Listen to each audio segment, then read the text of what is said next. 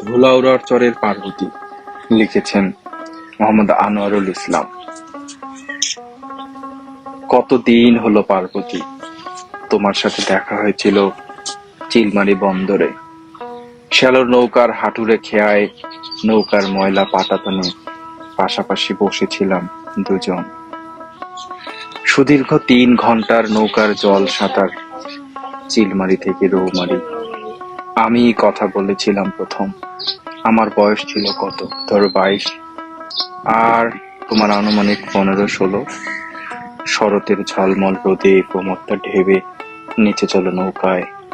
অনেক কথা হয়েছিল সেদিন। তুমি বলেছিলে তোমার বাড়ি ধুলাউড়ার চরে। আহ, ধুলাউড়ার চর কেমন রোমাঞ্চকর! সে দেশ যেন মায়াপুরী।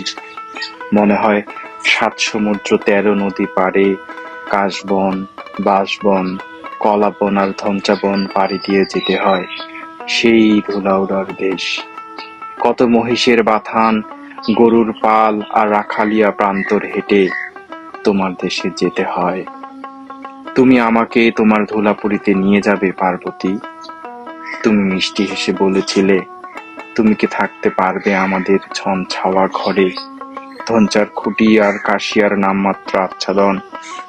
2 দিন কাউন্চিনার ভাত খেলে পালাবে গো ছেলে। সারাদিন দক্ষিণ থেকে আসা বাউনুর বাতাসে ধুলায় 2 দিনে হবে চরের ভুতুরে কামলা। ফুলের চেহারা খোয়া যাবে বড় লোকের বেটা। কি সহজ স্বীকারোক্তি ছিল তোমার। আমি বলেছিলাম সেই ধুলিপুরি রাজকন্যে। তুমি কত সুন্দর ধুলার প্রসাধনী মেখে খিলখিল করে হেসেছিলে পার্বতী।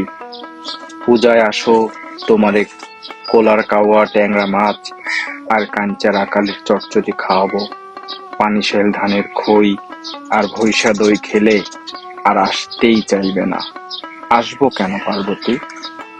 তোমার চরের ভাঙা ঘর, মহিষের দই, কাওয়া ট্যাংরা মাছ, কাউনচিনার ভাত, বাউনুর বাতাস, কাশফুল, বাঁশবনের মায়া ছেড়ে আসা যায়?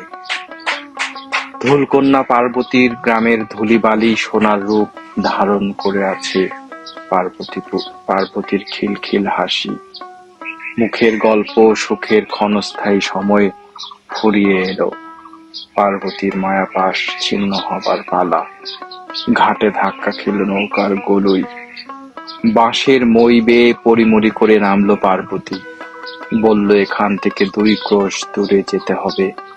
গনগনে বালি আর খাঁ রোদ ভেঙে যেতে হবে ধুলাউড়া। দুর্গাপূজার নিমন্ত্রণ থাকলো পথিক। ধুলাউড়ায় যদি আসো, আমার নাম বলে বলে খুঁজে নেবে। এ তোমার পরীক্ষা। পার্বতী চলে গেল। দূর থেকে দূরে রোদ মাখা দিগন্তে গেল মিইয়ে। দাঁড়িয়ে থেকে থেকে দেখলাম ধুলাউড়ার পার্বতীর চলে যাওয়া।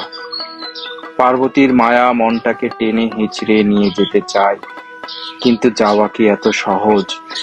ফিরতেই হলো গন্তব্যে। কত দিবসের অবসান, কত রজনীর সমাপন, ঋতুর পর ঋতু।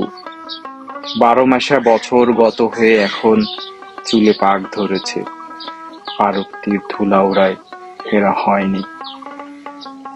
ধুলির দেশের পার্বতী আজও অমলিন। ডাগর চোখ দুটি মেলে চেয়ে আছে নৌকার পাটাতনে।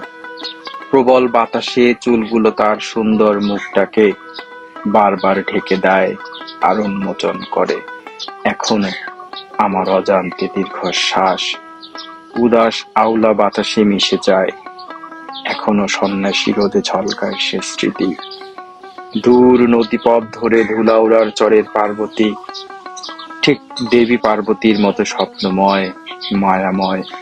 কতবার হাঁটুরে খেয়া করেছে পারাপার। কত যাত্রী চলে গেছে চিলমারি থেকে রৌমারি। কত শারদীয় কাশফুল গেছে ঝরে। চৈত্রের শিমুলের গুচ্ছ গুচ্ছ তুলা উড়ে গেছে দূরের নিধুয়া পাথার পাড়ি দিয়ে। নতুন নতুন কাউয়া ট্যাংরারা পাড়ি জমিয়েছে মানস সরোবর থেকে ধুলাউড়ার কোলায়। কত জল আসামের কাঠখণ্ড বয়ে নিয়ে এসেছে সুদূর বাংলার নুন খাওয়া থেকে চিলমারি।